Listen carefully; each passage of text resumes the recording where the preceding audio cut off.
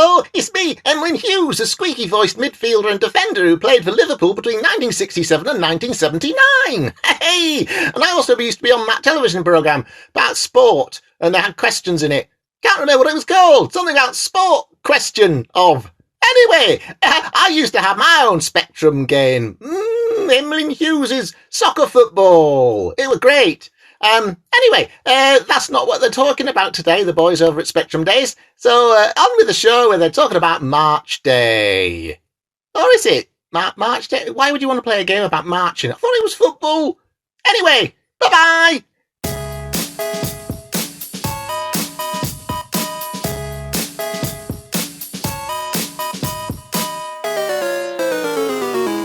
Welcome to Spectrum Days, the podcast where we ruin our childhood memories of games we used to play, with me, Chris, and my cousin Phil. Hello. Mine are already ruined, though, because you want to talk about football games. Well, not football games in general, although we might touch on football games. You're bound to. But I know one you in particular. You're just going to witter on about all the football games. You're going to mention FIFA and all those other... I know that's what you're going to do. Pro Evo. Yeah. No, we're going to start with the game that I thought more or less started it all, but looking into it, maybe it didn't. But Match Day on the ZX Spectrum, the one that for me started it all. Carry on. Brilliant. On you go. I don't think you can complete. I don't think you can complete it, but if you could, I think I did. I beat everyone. Did you? I loved that. I really loved this game. I really, really loved it. But I loved it so much. In my memories, it was actually top down. And now we've looked at some images, but it's not top down. I was thinking of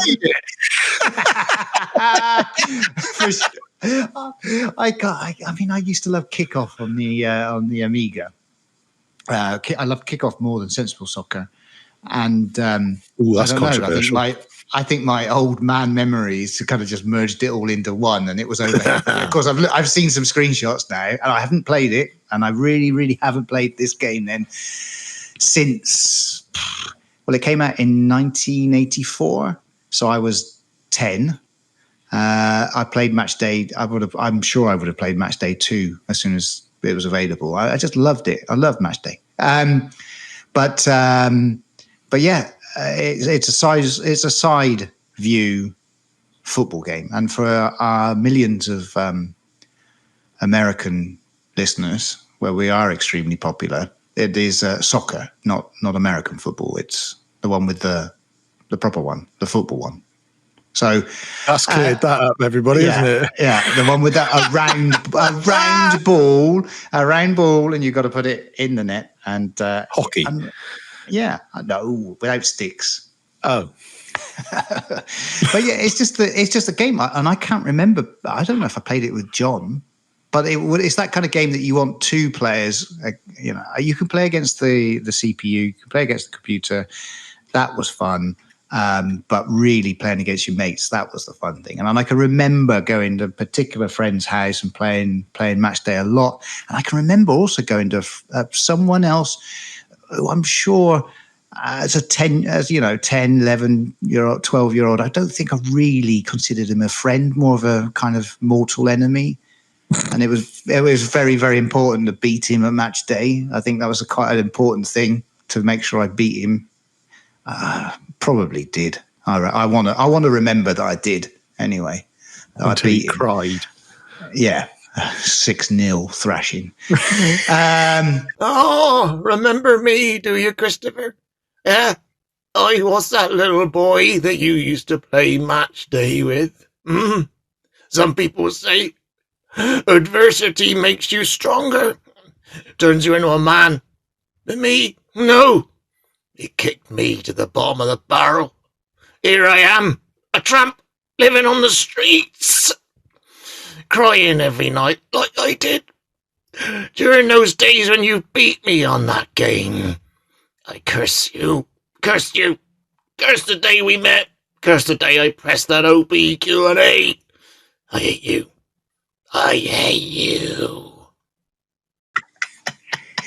come on then, make me like this game. Make me like football games. I've always do you like football? Do you like football? No. Do you like football? Not really. I certainly didn't then. Like football. If you really, really want to know, by the time, was it the 1986 World Cups at Mexico? 86. Orange. And then, because the next one was 1990, where was that one? Was that Argentina, Italy, right? Or Germany? Or no. That was Italy. Oh, Italy was 1990, that's right. So it was Mexico 86. So around 86, which is a couple of years after this game, I sort of found the World Cup interesting. And then I think, 90 was Italy, wasn't it? I only know that because World Cup Italia 90 came out on the MegaDrive. So it must have been Italy. It must have been Italy in 1990. Cicilina. Can you remember the Pop Beat Itself song about the World Cup? No. Sorry, go ahead. Explain your reason. So 86, I kind of thought, it's quite interesting. These sort of World Cup Roberto Baggio.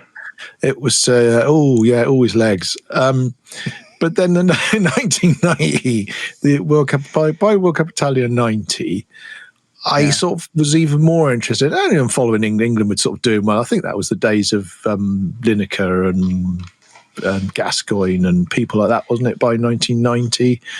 Peter Beardsley. Is that Italian or a northern accent? I actually can't tell. Peter Beardsley is brilliant. Actually, I am the real Peter Beardsley, and now that impression of me is terrible. And Christopher, you should be ashamed.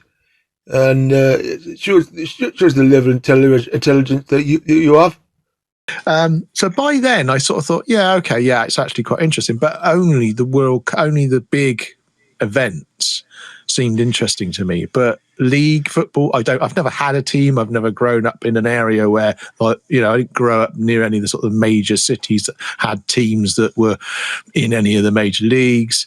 My dad never watched football, so there was never been that. I think football, you've got to have that connection. You've got to have had a local team, or granddad's got to have taken you along to the big, stadiums to go and watch it, or buy you the strip or the scarf, so therefore I had no interest in the games. My granddad was a referee, but as with your dad, my dad was not interested in football whatsoever. We didn't really have it, but I used to like going to my grandparents' house and watching Match of the Day on a Saturday night. If we stayed over there the weekend, they'd have the gas fire on 12.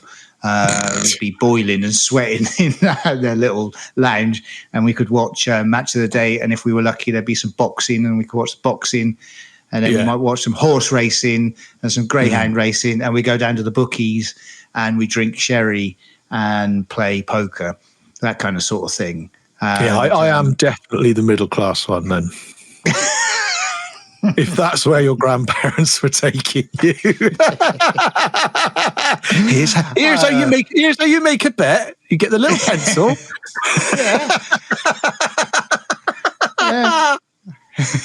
IKEA bought all those pencils later. But no, it's so I can't. It's difficult to explain to you the allure of the of match day. As I've just, it looked like Ocean looked like they tried to get the license for Match of the Day, which hence the name, isn't it? That was the reason for the name, wasn't it? Yeah. No, but they didn't get it. They only got the license for the music, which goes. Yeah, the theme tune from the. Yeah, I did read that. That's odd, isn't it?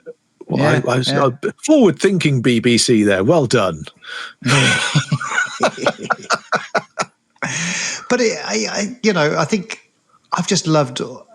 Ever since Match Day, I mean, I've played. I think for me, there's so many memories of playing football games with friends. If that was like you said, I played Match Day, then on the Amiga, Kickoff, Sensible Soccer, Mega Drive, FIFA, PlayStation, Pro Evolution, Xbox.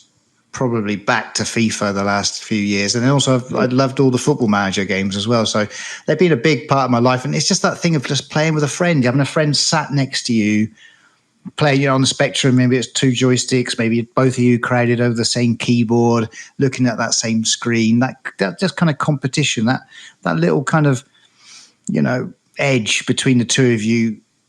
But just like it's just so fun. I just love it. It's just got so many good memories. And then as I got older, not when I was 10, but then when I was at 20 or at university or a little bit later, just on a sofa playing on the PlayStation Pro Evolution, like until you just fell asleep, half drunk, half just falling asleep because it's 3 o'clock in the morning playing Pro Evo. Loved it. Those are great times. So Match Day was the one for me that I think was the one that started here. But I didn't realize that it was because they only made it because international soccer was on the Commodore 64 and the Spectrum didn't have a good football game. So by the looks of it,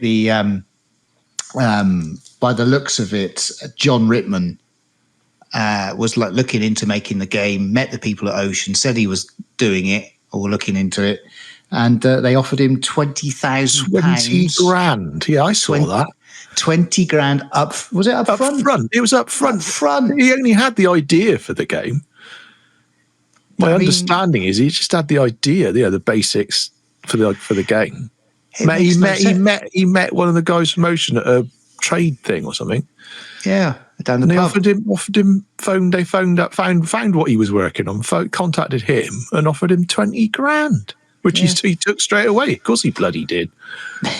Him and Chris Clark as well. But I didn't understand. I think Chris Clark must have been programming with him, but apparently they'd been working more on the business side in their previous company.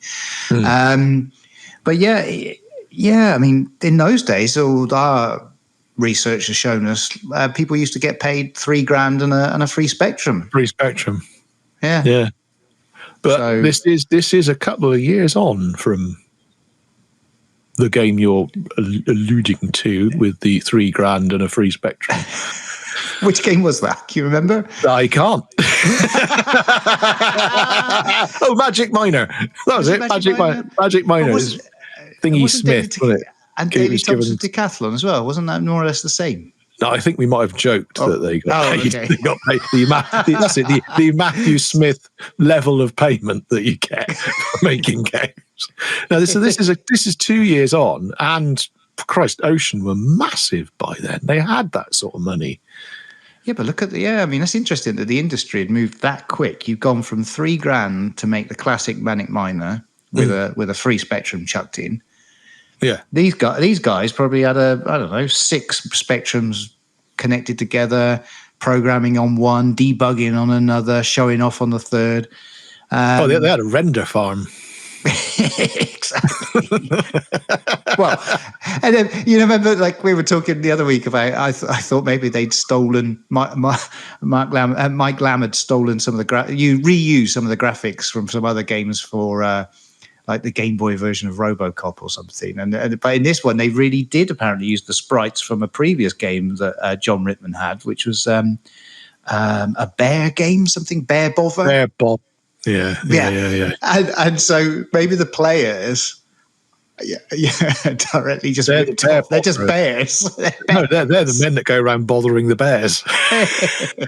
And I've quickly had a look at like some screenshots. I haven't played it yet of Match Day 2, and it seems to have a black pitch. Like just no color for the pitch. And all the players look a lot more like Kevin Keegan, sort of their body shape and their hairstyle. So they're like a cross between Maradona and Kevin Keegan. That's going to be a picture. Ooh. Yeah, they're not bears like in Match Day. So I didn't realize. I thought I was playing the original football. I knew there was a terrible like Stickman football game on the Atari. A friend down the road had an Atari, and it was like a Stickman football game. But this one, and I think Match Day's got bounce. The ball bounces, and I just thought it was the kind of the first of its kind. I didn't realize that the international soccer was already available. Then later, I did play a lot in. So 1988, Emlyn Hughes International Soccer came out. And that was brilliant. I remember coming out. That's got sliding tackles. And, you used to see, Greaves Greaves, sorry, Satan Greavesy. Satan Greavesy, like Emlyn Hughes, those kind of characters on the TV or whatever. And then it was, I just loved playing. I really liked Emlyn Hughes international soccer. I played at a friend's house a lot of that, and you could whip it into the box. I can't really remember whipping the ball into the box with Match Day. I think it's a lot more basic than that. I think we're going to find it as quite a basics football game now when we play it. It's not going to be anything like today's FIFA. It's going to be terribly advanced for me. I'm sure it's brilliant. I loved it. I've loved it. I'm really not quite sure if I want to ruin my childhood.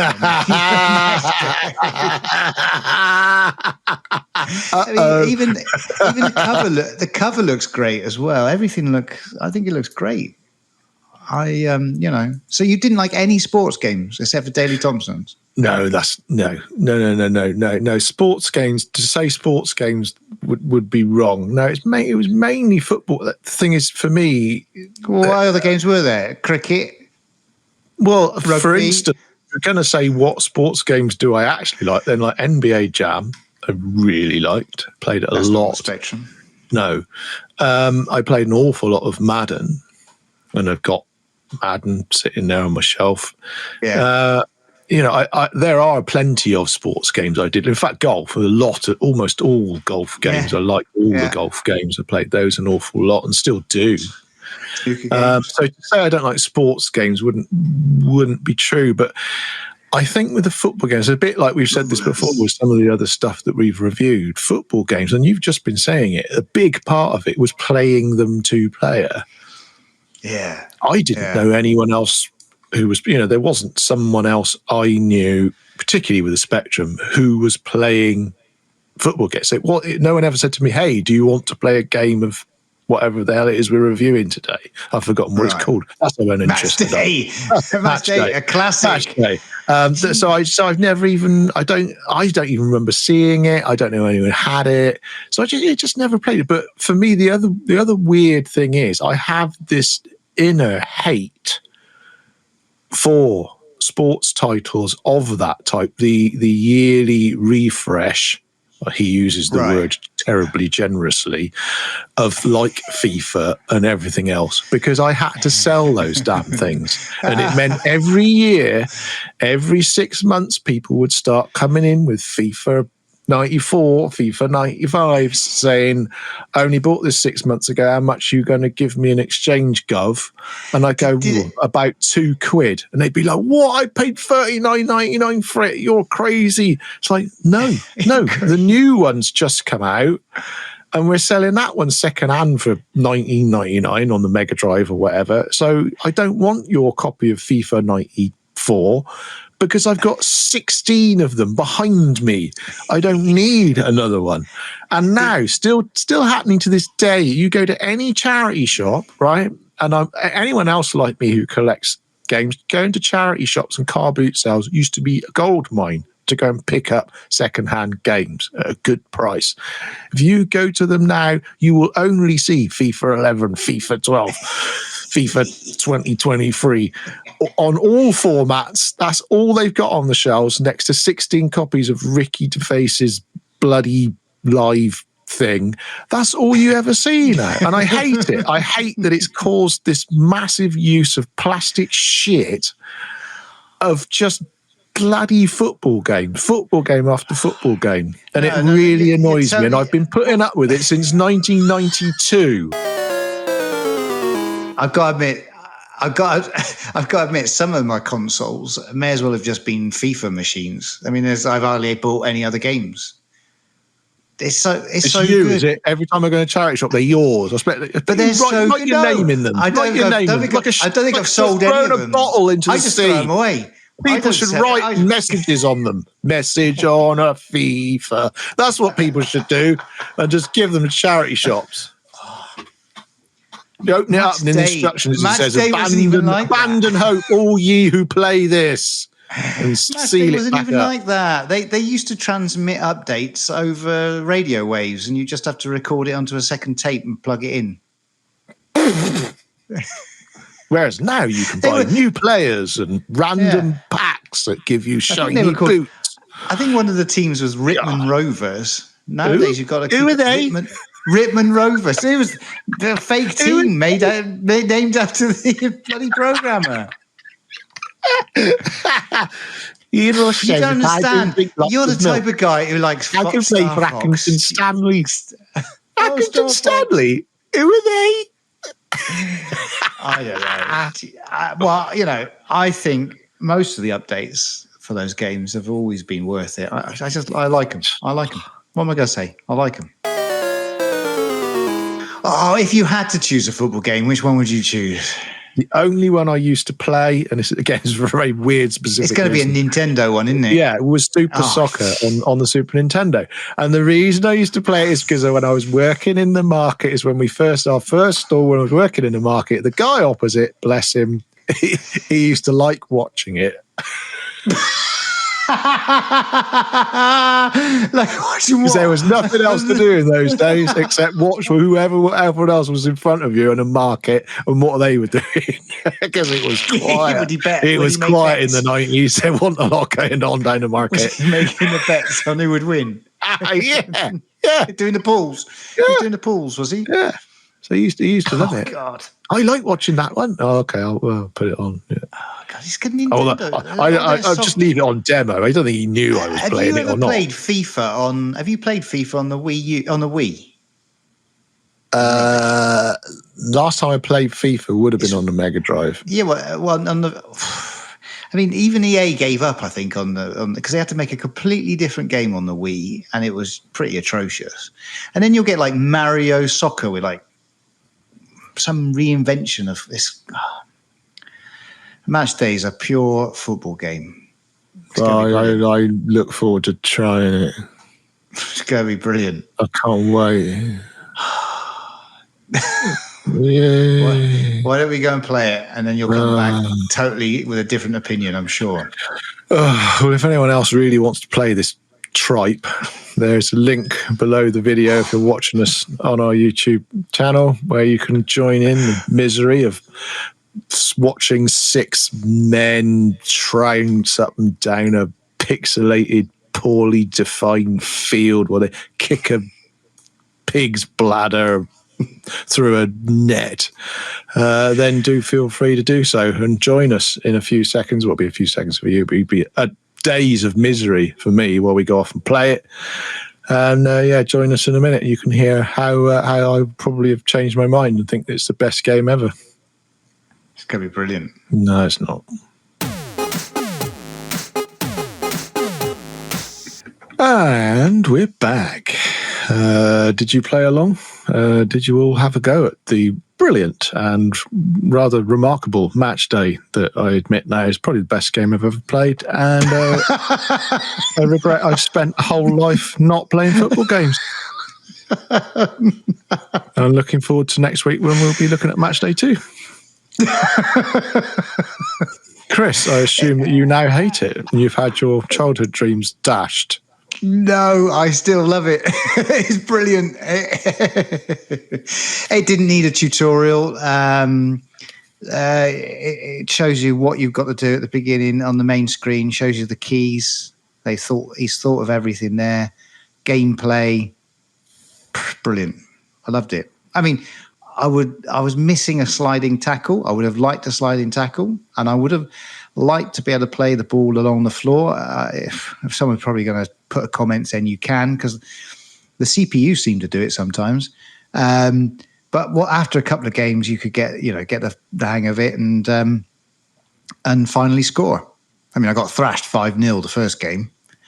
The passes are kind of floated passes, quite like that. I just still liked it. It's just kind of, I could just keep playing it. I liked it. Oh, you better carry on talking about it then, hadn't you? Come on. You must have liked something about it. Yeah. It doesn't actually last 90 minutes. That's a plus. I can't believe this. You made me play through Star Fox. And That's here you a are. good game. It's not compared to Match Day, isn't? It's all right.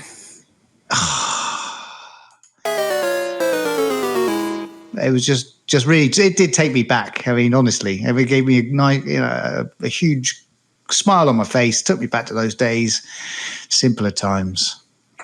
Goalposts, jumpers as goalposts. Jumpers for goalposts. Small boys in the park, jumpers for goalposts. Yeah. But I mean, he was right. Follows the trawler, waiting for them to throw the chum. Exactly. We are the trawler, right? Yeah. But I'd read an interview with John. Well, not an interview, but there was an article in Crash, and it was interesting because I think the programmer John Rittman, and actually when it starts up, John's name is the same size as his colleague, Chris Clark. So I presume they sort of shared responsibilities, right, on the coding. 10 grand each. Both, yeah. No, 15. No, 10. You're right, 20. And they'd have to have half a Spectrum. Wow, where did you go to? Oh, I know where you went to school. I thought it's 30. I thought they got 30 for the game. 20 and a Spectrum. 30, if they got a Spectrum, they had to share. They were told, Ocean told, if you make a good football game, we'll give you 30. So they only got 20. But it's brilliant because he says, he goes, I don't like games with difficult controls. So he made a game of Chase the Balloon instead of football. It's like having an adventure that doesn't understand words. I like producing a good game, and I'm a perfectionist. One of my specialities is playing games, I suppose, and I get annoyed if there are too many controls to a game or if it's not fun to play. I get really aggravated. So when it comes to writing a game, I take a lot of care in getting the feel right. I've also seen an interview with him where somebody asked him, what do you think about retro video gaming and people that still support old computers and retro fever? Answer, a bunch of sad gits. I think we should have him on the podcast. I think I'd get on with him. Yeah. He doesn't even like his own game. Don't like retro gamers or anything. Yeah, he went on to make Batman, didn't he? Batman and Head Over Heels. I mean, all his other games are brilliant. Why did he bother with this chasing balloons on a field game? You're just a hater against football games. That's the problem. No, he said in this interview, he goes, I build the gameplay first and then fit a story around it in the last week. People who just write a game to a scenario have got it all wrong, in my opinion. We ended up spending nearly all the time getting the gameplay right on match day. I think you could tell. I could keep playing it. I could keep playing match day. I think. Do you remember Ghostbusters on the Spectrum? Yeah. That was bad. Pretty bad, wasn't it?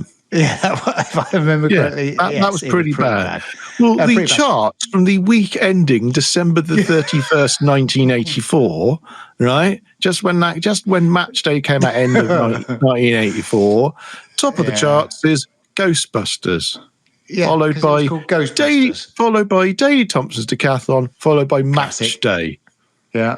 So Match Day isn't even as good as Ghostbusters, which was terrible. It was a terrible game, but it was based on a film which was extremely popular. Yeah, right. And look, it only came out, looking at this chart, it only came out on the Spectrum. It wasn't even out on anything else. They couldn't be bothered to port it, the balloon chasing game, any platform. It sold over 50,000 copies. Yeah, the bloke at Ocean had to buy a whole load of them and make his money back. They're still in a warehouse. You can buy them now. Look, I'm sure our video will be full of comments, and our Twitter and all those things of telling with lots of people proclaiming their love for this game. Well, it'll be the first time anyone's commented. Wrong. No. I guarantee everyone's agreeing with me. Anyone who is watching or listening to this will be agreeing with me. They'll be saying, yeah, it's terrible. Match day. Enjoyed it. I enjoyed it. I thought it was great, and I can see it as beginning, and I think we should now cover all the football games ever made. Christ. Oh, God. No. Yeah. Well, that's it then. Yeah, good. Well, I hope you all enjoyed that. balloon chasing on the ZX Spectrum. What are we looking at next? Ghostbusters. Top of the charts. or one of his other games, one of his better games. I don't know. What should we do next? We had Bruce Lee. Yeah, Bruce Lee. Yeah, let's do Bruce Lee. That's a good game. There's no balloon chasing in that at all. All right, we'll do one that you like. It's not a sport. Yeah, Bruce Lee. As long as it's not a Nintendo game. Bruce Lee. We've just said All it. right, Bruce Lee. Right, join us next week, everybody. Next week. All right, why you next time? Or next time. Sorry, join us next time. Where we'll be looking at Bruce Lee, which is actually good. And yeah, do like and subscribe. And we're sorry that you had to listen to Match Day.